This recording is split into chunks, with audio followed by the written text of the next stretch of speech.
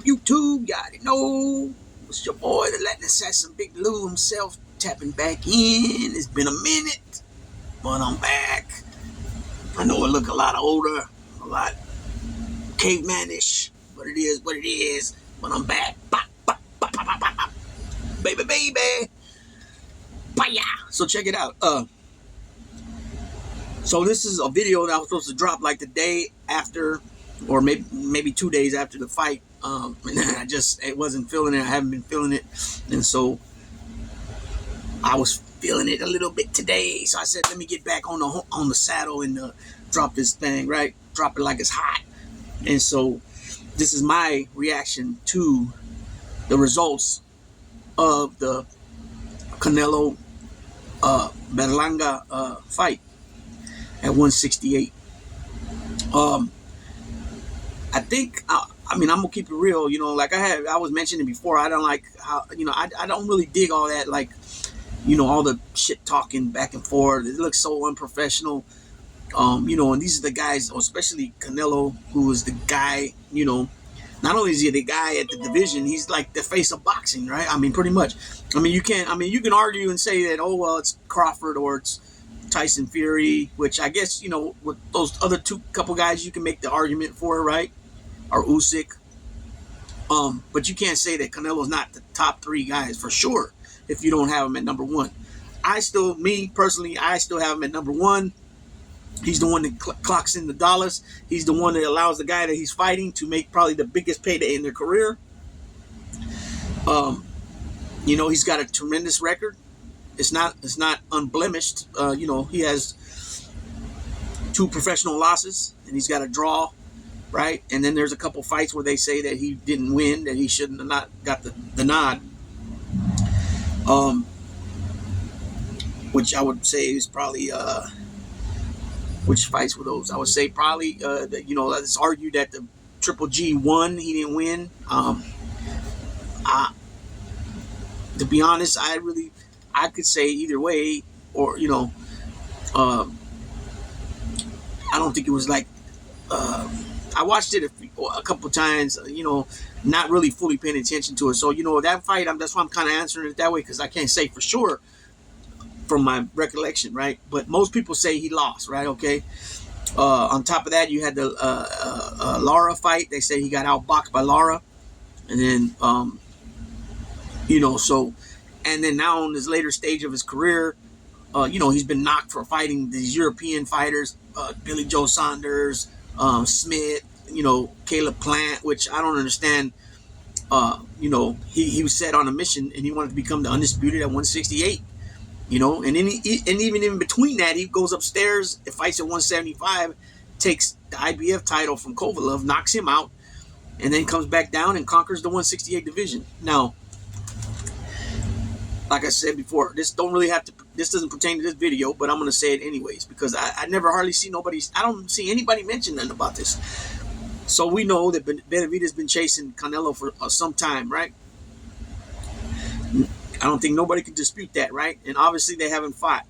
And obviously a lot of people have been saying he's ducking him, right? Now, at one point in time, when he would say that, well, who was Benavidez beat? He's only beat Andre Dirrell.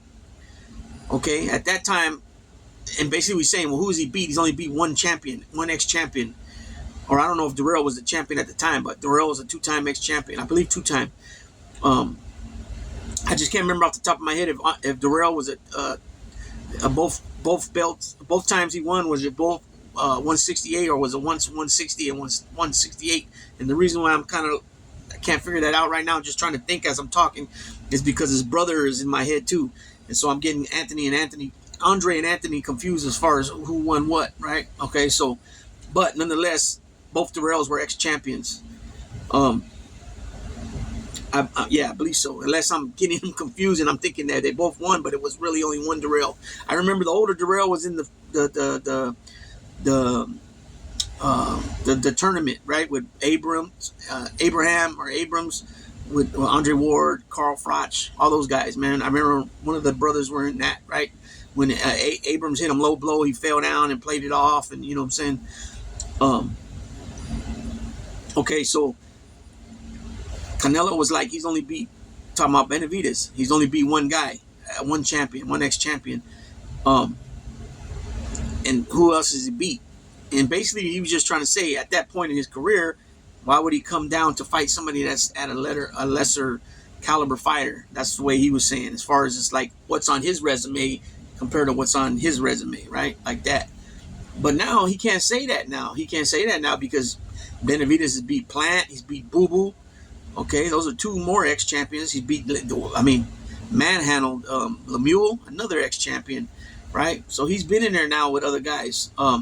You can no longer say that. And at this point, the division is wiped out as far as who to fight next, right? The only other one that he would, that Benavidez would fight would be Munguia, right? Munguia is an ex-champion in another division, and he's got a great record, right? It's at one loss, barely to Canelo. Now, before they fought Berlanga and Canelo, I was like, Berlanga has no experience, 22 pro fights, right? With 17 knockouts of the 22 fights, and 16 of those were knockouts, first round knockouts. So you don't even have, just times it. Just give him the full 3 minutes of the whole round of the first round, even though he knocked out some of these guys in the first round, meaning the first round didn't complete. So therefore, he didn't go the whole 3 minutes of that round because he knocked him out, or TKO, whatever, it was stopped. Right? So even if you just go 16 fights at 3 minutes each and give him the 3 minutes, what is that? 48 minutes he fought. Right? And then another fight, a knockout, and I don't know what round, but the 17th one is a knockout also. Right? And then he's got 5 fights that he went longer than one round, 5 other fights that weren't knockouts, that were decisions or whatever, right? So no experience. So I'm like, okay, Munguia, 45 pro, I think he had like 46 pro fights, close to 50, I believe, if I remember correctly. In between 40 and 50 pro fights. Ex-champion at 154, went up in weight, so he vacated it, right? This guy's an ex-champion, undefeated. He's fought a lot of tough guys in there, and many were saying, including trainers such as Benavidez' dad, that he ain't ready to get right in there with Canelo because he hadn't even fought at 168 yet, at super middleweight, right? Okay, so what happens? He gets hands put on him, but he had some exciting moments, exciting rounds, right?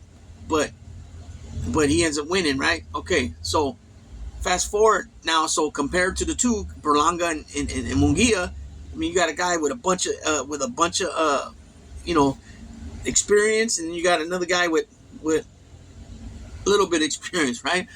And so I'm thinking in my head, nah, it's cakes. It's going to be cookies for him. It's going to be, I don't know what I said cakes for. It's going to be cookies, I meant to say.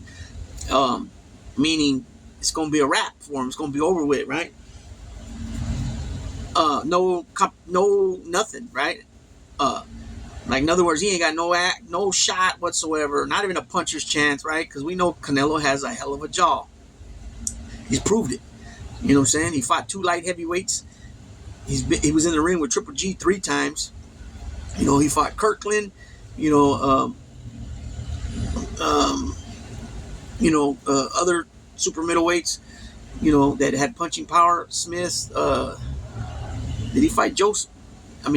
Caleb Smith, British dudes. I'm trying to think. He never fought Joe Smith though? I don't think. No. Okay, so he's been in there. He's proved his chin. I think I've only seen him once, like, get totally rocked, where he was like rocked, and that's when what's his name, Cotto, caught him at the end of one of the rounds. Not Miguel Cotto, his brother or cousin. I think it's Jose Cotto. I think it is. And so that was the only time I ever seen him like with noodle legs, spaghetti legs, right? And so, we know Berlanga punches hard, but then again, he's fighting lower level. He's fighting guys that are pretty much neck and neck with him as far as experience and all that, right? Because that's how usually it happens. Guys that are just starting boxing, 3-0, 5-0, 6-0. Usually they fight guys that have the same amount of pro fights normally.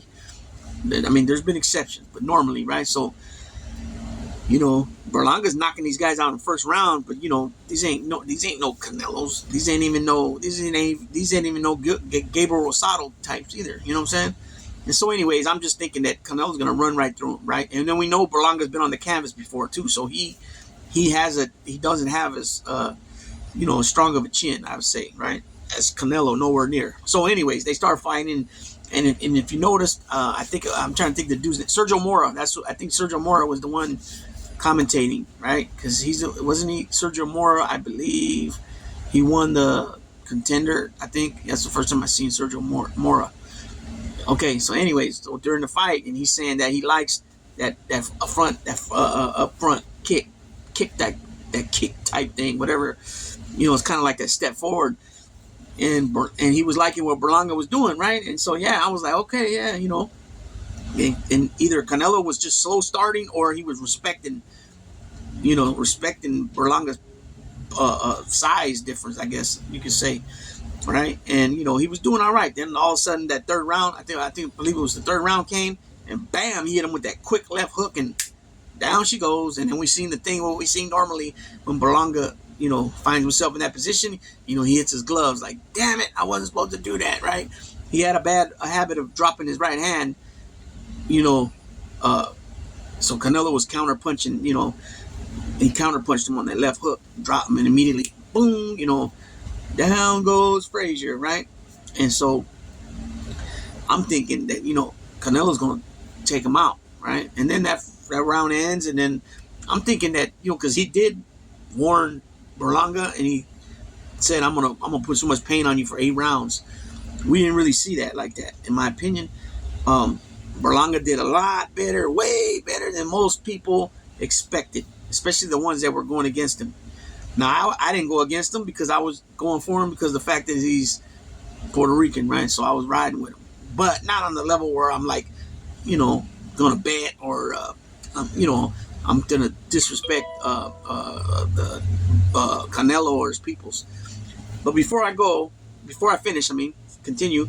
What I brought up earlier, what I said, I haven't heard nobody really mention on that, and I've said it before, and I'm gonna say it again, even though this video is not about Benavidez.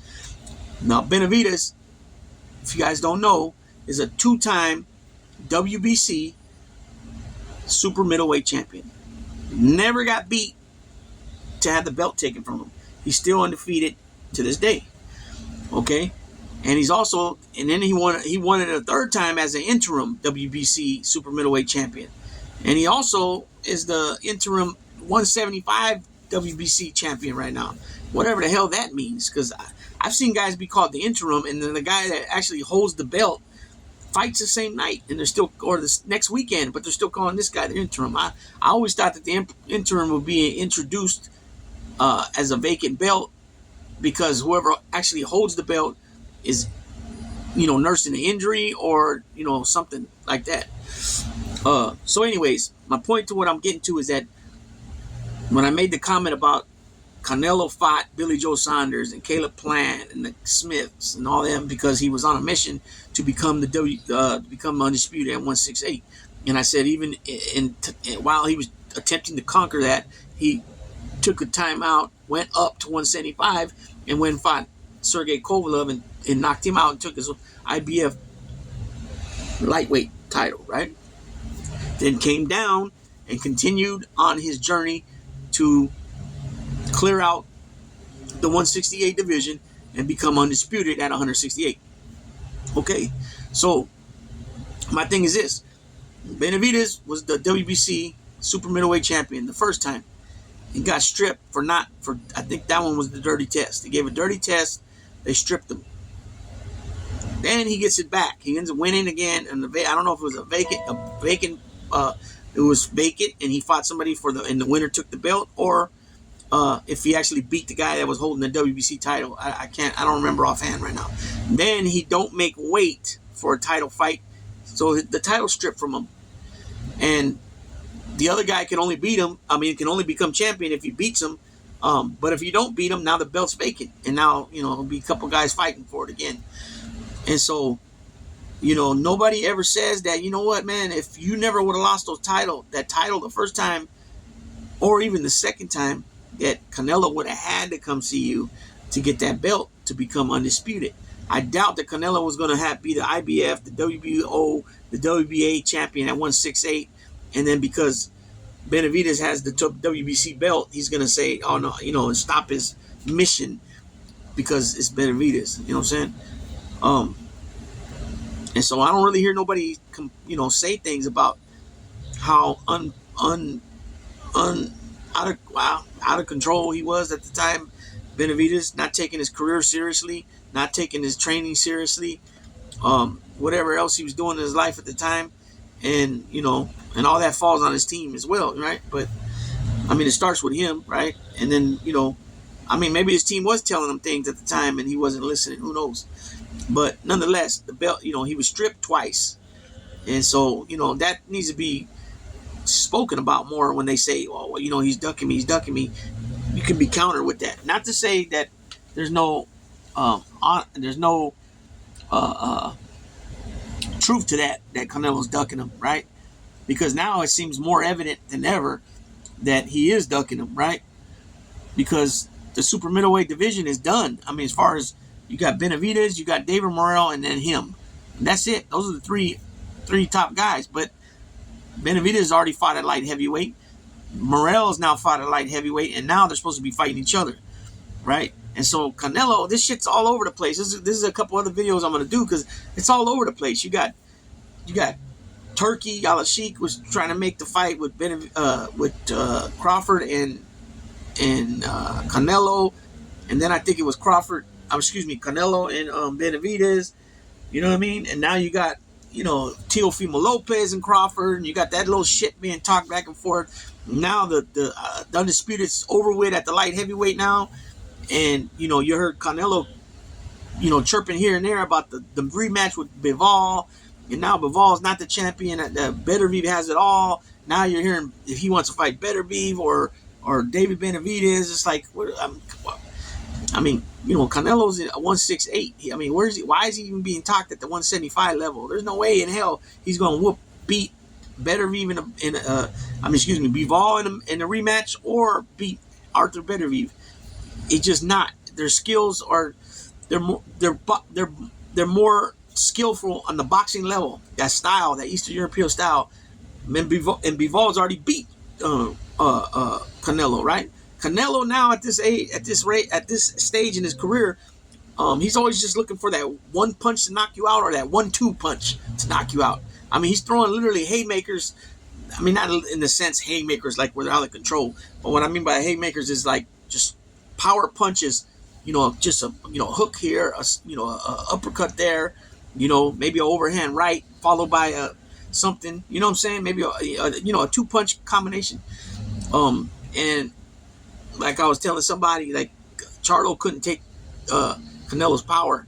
Canelo is a small man. He's a small man in stature, height-wise.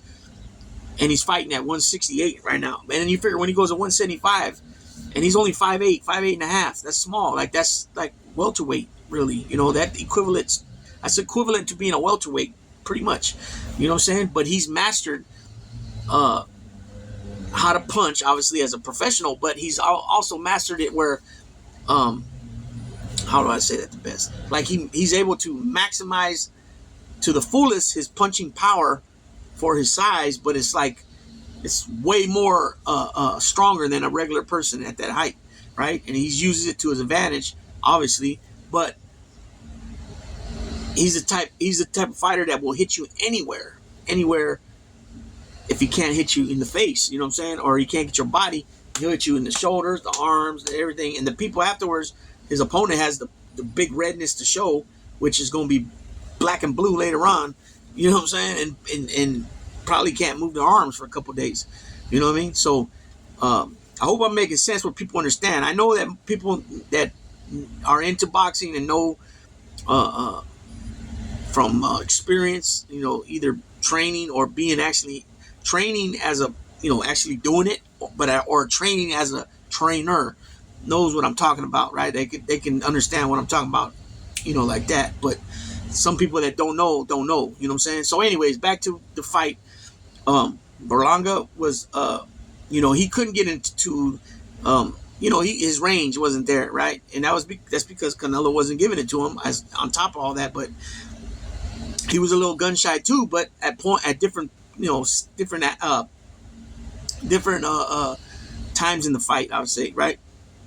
Um, but nonetheless, he I believe that he made a lot of people were surprised from his outcome, right? And I don't think that, like, yes, I believe it was an unanimous decision in Canelo's favor. He dropped him once, making it a 10-8 round.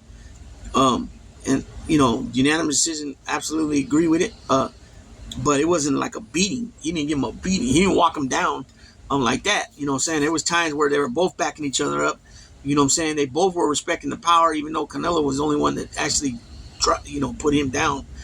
You know what I mean? And at the end of the fight, like I said, like the comment I made earlier, was that Canelo's the one that makes it cha-ching, you know what I'm saying? And when anybody gets in the ring to fight him, usually it's going to be their biggest payday.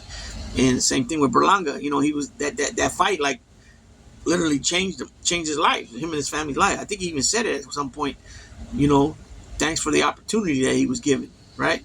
That was, like I said, the most money he's ever got. He probably got I don't know exactly, but I would imagine that he got at least a good 10 mil on that, something like that. And I could be wrong, could be even more.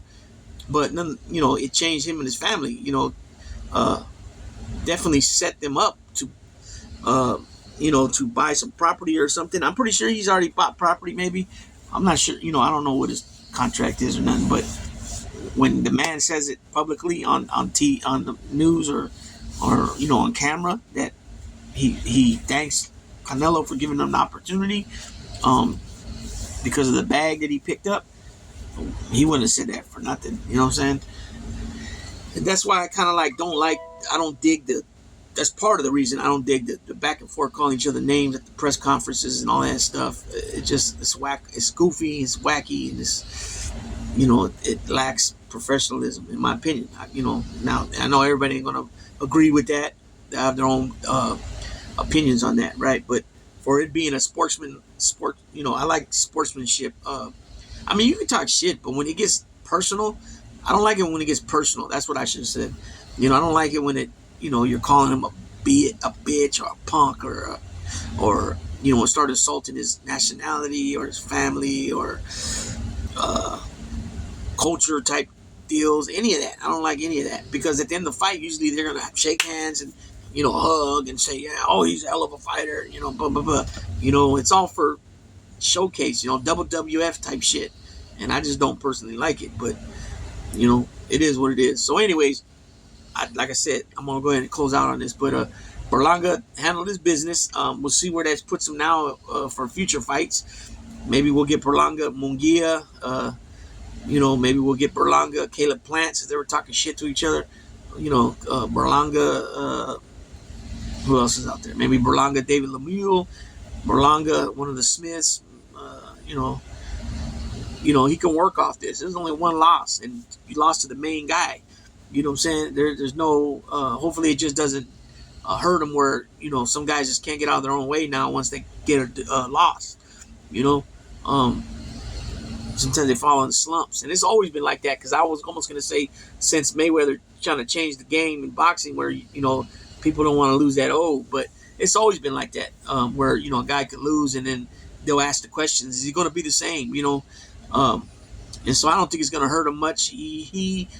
Berlanga understands who Canelo was when he entered that ring, and he understands who he was while he was in there with in the ring with him, and he understands who he is after the fight.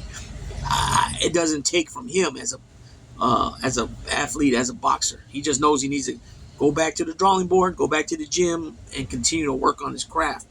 You know what I'm saying? And that's what he does know, right? And hopefully his dad or whoever's part of his management team and his promotional team and his all them get on the same page with them and work some shit out, right? For the future for him, you know what I'm saying? And so with that being said, Big Lou, tapping on out. Baby.